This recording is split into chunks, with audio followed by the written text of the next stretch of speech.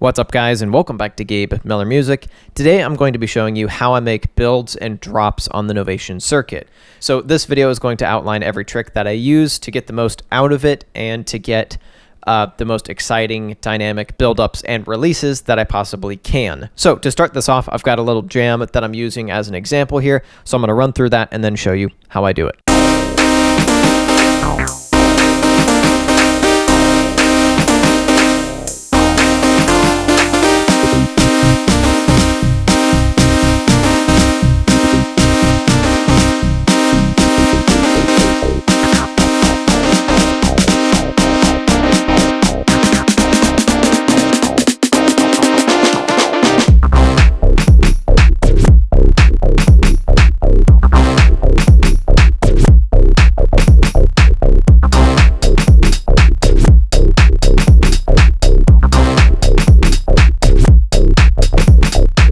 So that's the full thing here. This is just set up as a little example to try to include as many examples of the techniques that I use as possible. So let's go into the breakdown first of all.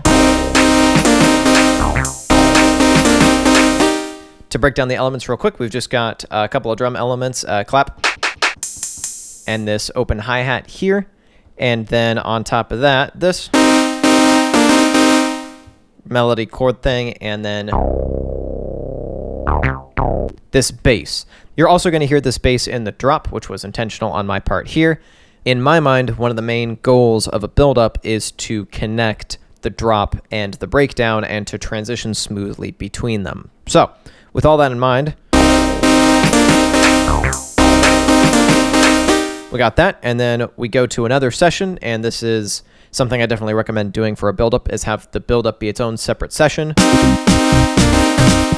And so you've noticed a couple things have changed. The first thing that changes is the bass pattern is now the bass pattern of the drop. But it's filtered way down, so it's not going to immediately draw attention to itself right off the bat. On top of that, I've looped just the first pattern of the breakdown melody. So, and then I have this set using the shift and selecting patterns function that was introduced by the 1.7 firmware update a while back to chain this pattern together 7 times and then have it drop into the very last pattern. Then, of course, we've got the drums going on here. So I've just got on here very basic snare loaded up and then just all 8 patterns chained together so the snare does its thing. One important thing here is the fact that that fill at the very end is on this track. That way I can manipulate the pitch of the main snare without changing the pitch of that fill. And as you can probably tell, I'm using the circuit's sample flip feature to have multiple sounds on one track. So I'm only using these 2 tracks right here for this build. I could use more if I wanted to. In this case, the track didn't really warrant it. So now let's talk about building this up and building energy, especially because there's no proper like white noise whoosh or thing that rises in pitch. It's all accomplished just on here with the effects that are built into it. So the first thing in terms of thinking about transitioning is that this kind of big supersaw sound, I need this to go away by the end of the buildup because that's not going to be present in the drop. So I'm over time going to filter it down. Like that until it's basically inaudible. I want you to be able to hear it a little bit, but I don't want it to be in the forefront by the end of this build. So that's one thing that I'm slowly doing over time is adjusting this knob to filter it down. At the same time, I want to make this bass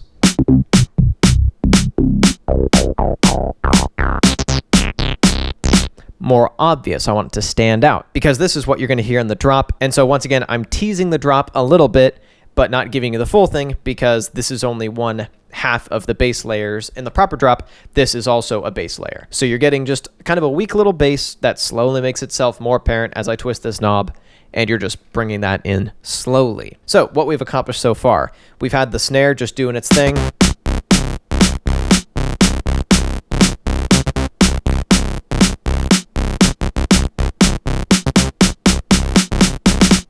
Like that. We've introduced a pitch riser by bringing the snare up in pitch over time. We've built tension by having this melody repeat itself and then released it at the very end where that drop fill happens. And we've made this super saw synth less in the forefront. We've brought the bass to the forefront. We've teased it a bit. So by now we're ready to drop you in to the proper drop. And this is what I was saying about the two bass layers. So together, and I've also got some room to build on this. And if I wanted to build this up further, I would probably have some kind of cymbal going along with the kick. All that being said, right before we go into the drop, there's one other thing that you probably noticed that I did, and that is at the very end of the build, I also used the filter. This is a very common technique in a lot of electronic music, and Novation was very smart to build this filter thing in. I use it all the time, and it's really improved my abilities to transition stuff without use of any crazy effects. So during the second half of the build, I'm going to start cutting low end. And as it really ramps up, I'm going to cut a bunch of low end, then bring it back in right when the drop kicks in. That way, the bass feels all the more powerful in comparison to this thin little filtered down version. And also, typically, adding more high end, or in this case, making the high end more apparent by removing low end, tends to build energy.